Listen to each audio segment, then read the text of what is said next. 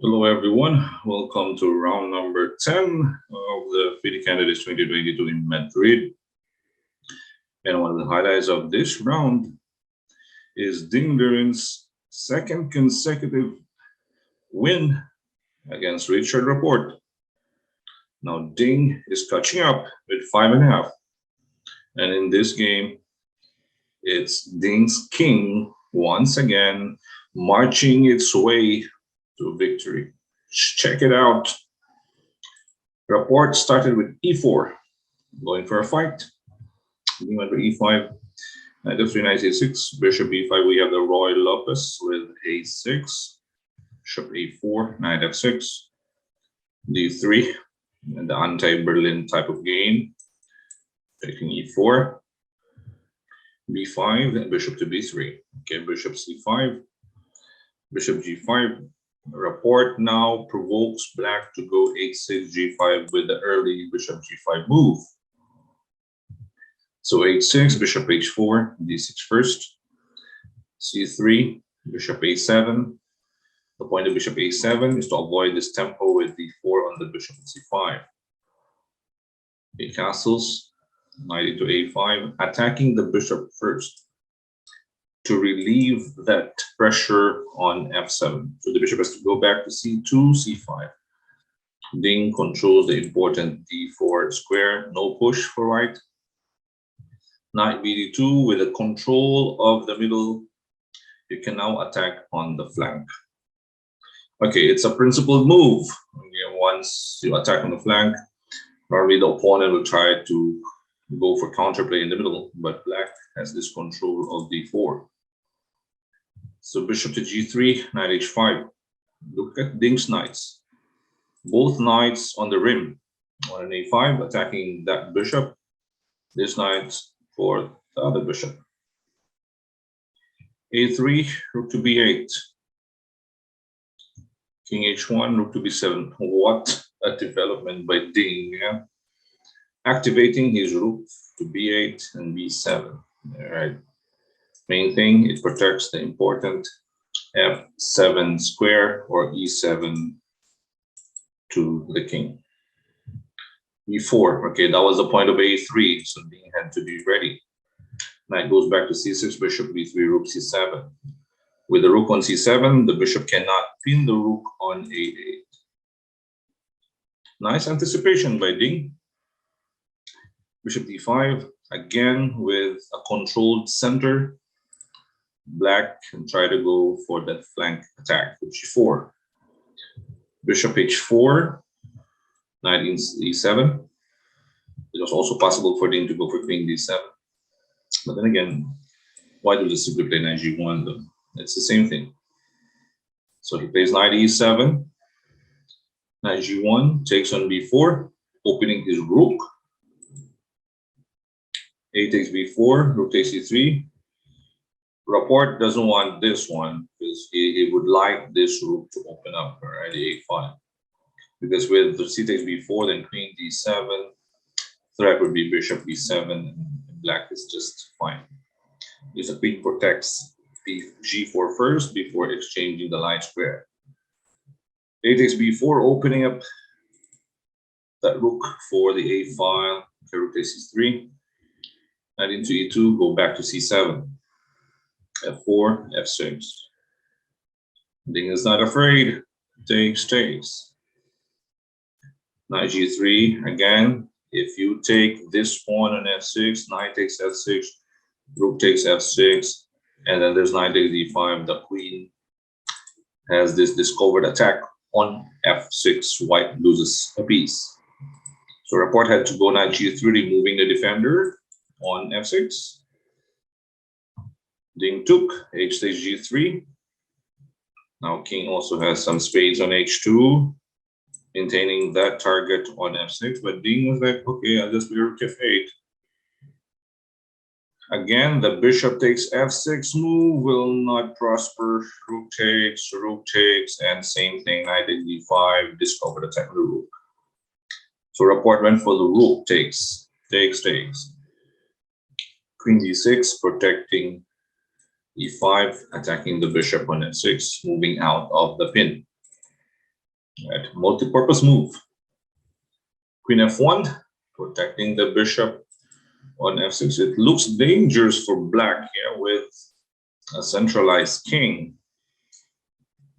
But Ding is not afraid. He is defending calmly with starting with bishop e4, bishop f7 check. Nice move by Rapport. Ding went for king d7. Of course, you cannot take the bishop. You take on f7, just bishop takes e5, discovered attack.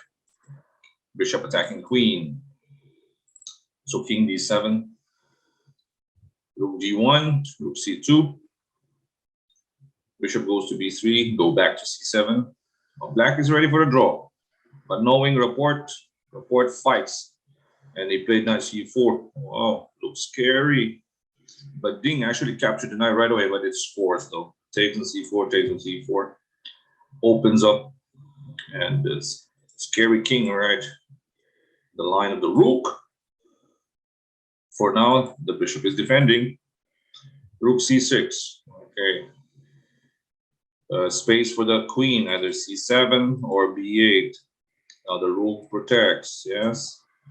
This line. Bishop a4, king c7 is also a line for the king. Nice move by Ding, sacrificing this exchange to safeguard his king.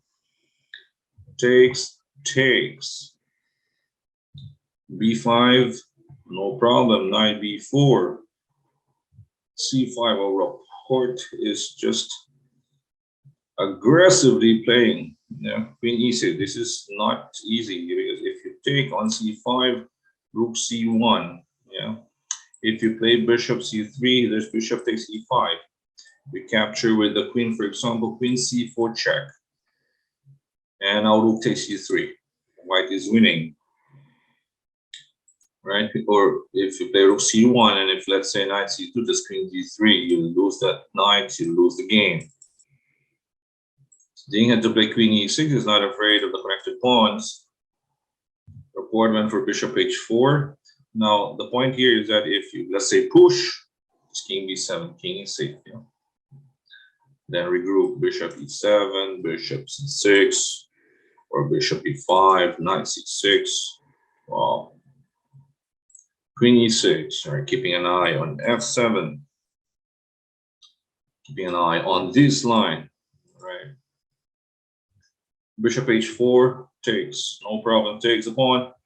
Rook c1. Queen goes back to d6 to protect the bishop. Rapport went for queen c4. Ding protects with the knight. Wow. Machine-like precision by the world number 2. Ding actually with his win the other day, he's back to 800 in the world. Yeah. Okay, rook c3. Pawn takes on b5. Rapport had to play queen takes d3. Now, if he captures the pawn on b5, Ding will go for knight f2. If go king h2, knight takes e4, the knight just in time to protect the bishop and attack the rook. Rapport had to take the knight. He's still up the exchange, but this pass pawn, the b pawn, Ding's win against Duda, it was the a pawn. Now, in this game, the b pawn. Oh, maybe the next game, Ding will win with a c pawn. Ding, this is just, that's why he's an elite 800, because of his endgame technique. Power of the two bishops, bishop f6 by Rapport, king b6, nice one. King goes into the game. Rapport was forced to capture. Now, if he stops the pawn, for example, with bishop b7, how to protect e4? Plus the king. So Rapport is hoping for a draw with the opposite colored bishop, but his king is far away. And Ding's king is near his pass pawn. King g1, pass pawn must be pushed. King a4. Look at the execution here by Ding Liren. All right. deserving of his stature as world number 2 next to Magnus. King f4, king c2, king e5. No reports. Rapport wants to help his e-pawn. Ding pushes, king d6. No counterplay for Ding, king d3. Okay, he could play b2 here, right? Takes, and e5. And maybe bishop a6, yes. If e6, you can go king c3. If, let's say, e7, for example, bishop e5. If king c7, king to d2, king d8, and king e2 or king e3, right? You promote, I will take, and king f2. It's also winning for black. But Ding doesn't want to go into that one. He wants to make sure that opponent loses his pass pawn. b3 is later coming up. So no problem. It will push later. The b pawn will push later. No rush for Ding. Take the pawn first. King c5 report, and then go back to d3. And here, Rapport resign. Okay, let's say, for example, with the king on b4, king will go c2. Threatening b2, you go king a3, I will go bishop e7. Okay, you keep an eye, for example, here, bishop takes g2. You will stay on this line, right? h5. Now you will stay, let's say here. Okay, I'll move back my bishop to e4 or wherever. You will stay here. Now this pawn push is important. The bishop is an overworked piece. The bishop cannot take the pawn. There's another pawn. As a principle, again, the basic principle in chess, the principle of 2 weaknesses. So if the pawn captures, the bishop cannot stop both pawns. Go g3. So in opposite colored bishops, once you have this 2 pass pawns, the bishop couldn't stop.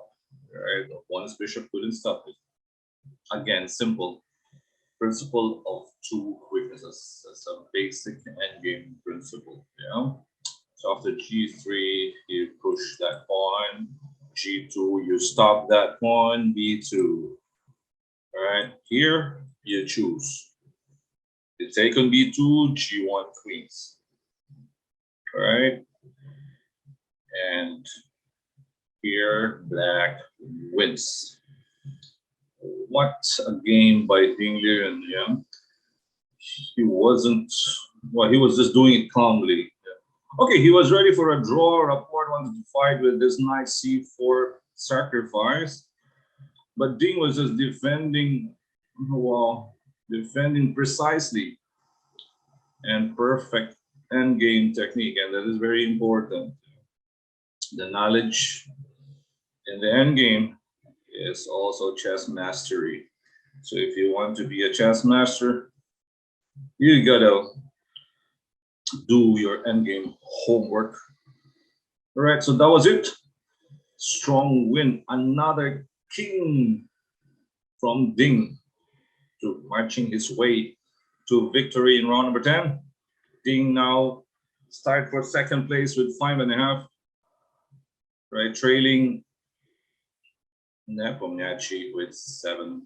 With 4 rounds remaining in the candidates. What will happen in the next 4? We never know. It's still anybody's game.